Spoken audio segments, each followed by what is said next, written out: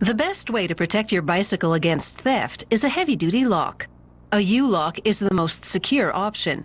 Unlike a cable or chain lock, you can't quickly sever a U-lock with a pair of bolt cutters.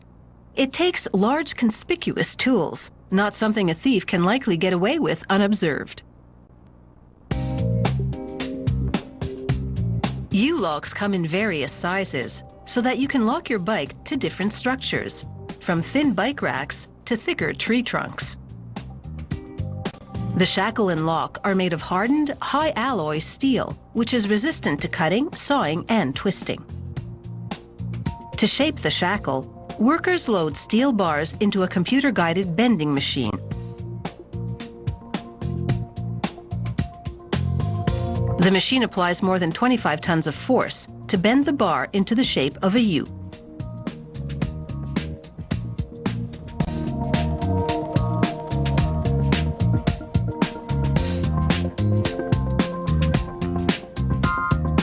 The machine also notches each end of the shackle.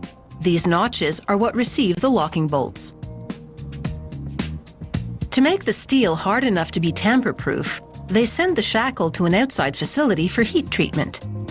This demonstration recreates a small part of that complex process, which is to heat the shackle to about 800 degrees Celsius to rearrange the molecular structure, cool it in oil to set the hardness of that rearrangement, then reheat at moderate temperature to restore the flexibility the steel lost due to the previous steps.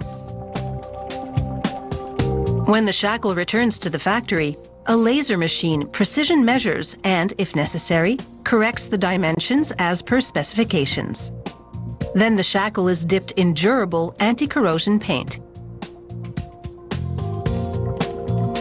Once the paint dries, an automated machine slips a PVC tube over the shackle.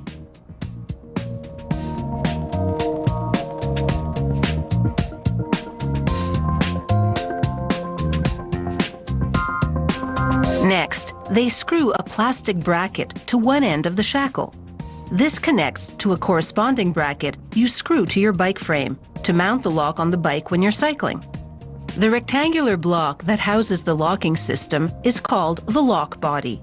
It too is made of hardened steel. An automated press punches holes on the ends for the shackle and in the middle for the lock cylinder. The locking system has a housing in the center for the cylinder. Workers mount two metal plates over it. When you insert the security-coded key in the cylinder and turn, the cylinder rotates within the housing, and the plates move apart, triggering other components to lock the inserted shackle. The cylinder is made of brass, a relatively soft metal. So there's an impenetrable steel plate on top to prevent a thief from drilling into it. Workers give the cylinder grooves a squirt of grease, the housing as well. Then insert pins into the grooves. These act as blockers, preventing the wrong key from opening the lock. With the correct key, they give way, enabling the cylinder to rotate within the housing. This spring applies tension to the cylinder's steel anti-drilling plate, keeping it in position, so that the key inserts easily into the cylinder. On each side, workers insert a lever and bolt. When you turn the key to the lock position, the lever pushes the bolt into the shackle's notch, immobilizing the shackle. This component spring-loads the bolt to prevent the inserted shackle from popping out prior to being locked. A pneumatic machine inserts the locking system into the steel lock body. A two-tone plastic cover gives the U-lock a snazzy appearance and makes the surface easier for the cyclist to grip. Here's how the lock works. When you turn the key, the cylinder rotates. This moves the two plates over it outward, triggering the levers on each side to hold the bolt in the shackle notch, locking the shackle in place. Every lock undergoes an opening and closing check. Random samples are subjected to more extensive quality control testing. It takes 13 tons of cutting force to break the steel, far more than even this larger than typical bolt cutter can apply.